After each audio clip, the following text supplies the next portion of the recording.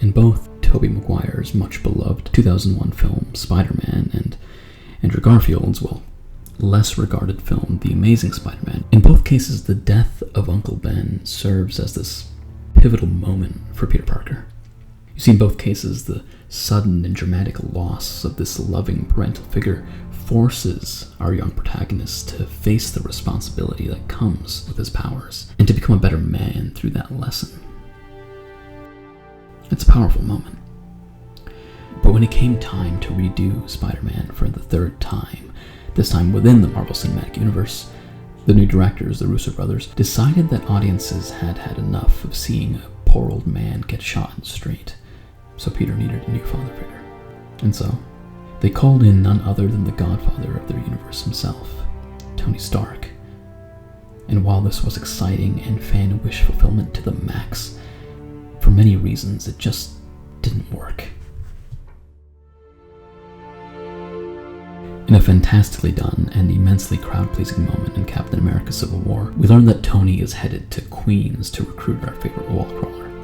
If you were a Marvel fan at the time, you likely remember being so excited at the fact that this was even happening after watching Sony and Marvel argue over the character for literal years. But while this all was exciting and fun, it still felt odd if we just took a moment to consider how exactly Tony brought Peter into his world. Remember, Tony Stark isn't just dropping in to say hello. At this point in time, the Avengers were in the middle of a dangerous and incredibly violent disagreement, and Tony was looking for extra soldiers to help bring in Captain America, and he wanted Peter to join that fight. Just think about that for a second. Yes, at the time, Peter had been operating as Spider-Man for about 6 months or so, and kid clearly has an incredible amount of strength, but the kid is 15 years old.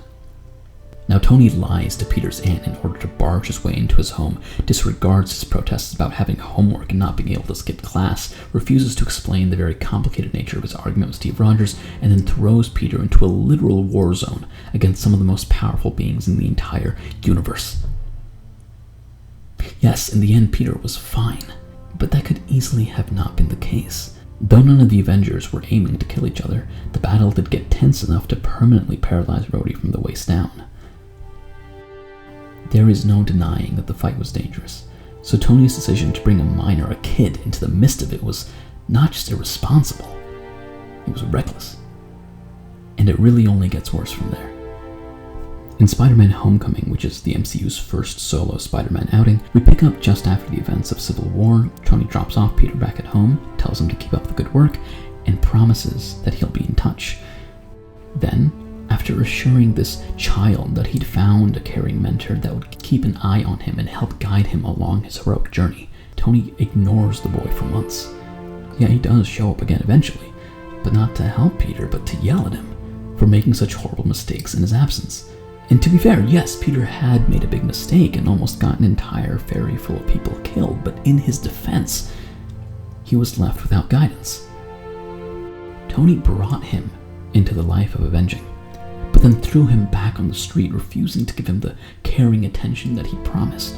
So of course Peter messed up, but that's not his fault. It's the fault of the absentee mentor.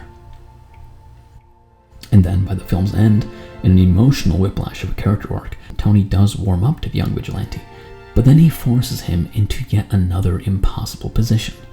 Again, not asking whether Peter actually wants any of this, Tony tells Peter, he tells him, that he will now officially be an Avenger and live on the compound, abandoning school, family, and friends to be a full-time soldier.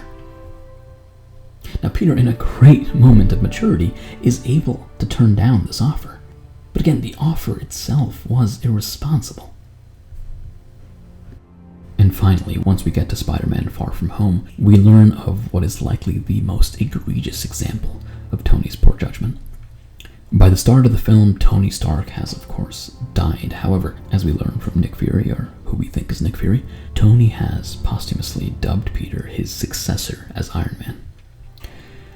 To understand what's wrong with this, it's useful to think back to how Captain America chose his successor in Avengers Endgame, and how his choice stands out as the wiser. Superficially, Bucky Barnes, the Winter Soldier, was the clear choice to be the next Captain America, As both a man out of time and a serum-enhanced fighter, Bucky fit the envelope descriptors of the captain almost perfectly. The problem, though, was that Bucky was nowhere near prepared to be a hero. After spending almost 70 years of his life as a brainwashed assassin, and then battling Thanos just to redeem himself, the Winter Soldier stood exhausted at the end of a very long and painful life. The mantle of Captain America would have been too much on him, and Steve knew this. So, he opted to pass on the title to Sam Wilson, the Falcon. Sam is not a super soldier, nor is he a relic of the 1940s, but he is a veteran with the knowledge and idealism to hold the job capably. Steve's choosing Sam was surprising, but it was clearly well thought out and responsible. Tony's choosing Peter Parker was none of those things. Peter Parker is, of course, a teenager wise beyond his years, but despite this, he is still a kid. He knows he wants to be a hero, but as Spider-Man Far From Home explores, he struggles to balance that with being a high schooler, spending time with friends, and maintaining some version of a normal life.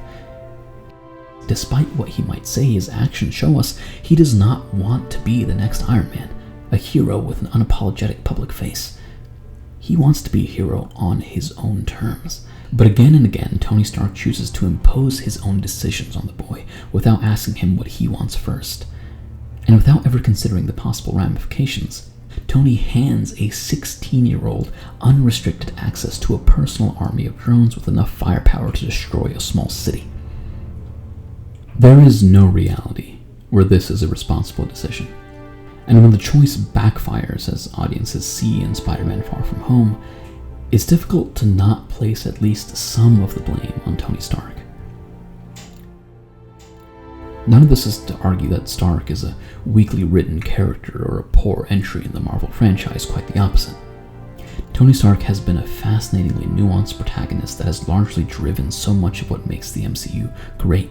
But ultimately, it's the very rich complexity of Tony's character itself that makes him an inherently poor father figure for Peter.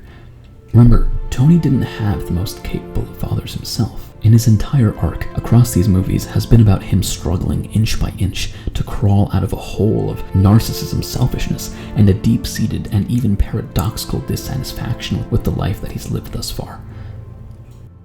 The beauty of Tony Stark's arc, way up until his final moments in Endgame, is not that he's a great man doing a hero's work, but rather that he is an incredibly broken man aspiring to be someone better. To be clear, Tony can't have had any malicious intent for Peter. That much is clear from their loving interactions. He just needed some guidance on how to do it right. And in that regard, maybe Tony would have done well to remember something the late Ben Parker once said. Something about the nature of power and the weight of the responsibility that comes with it.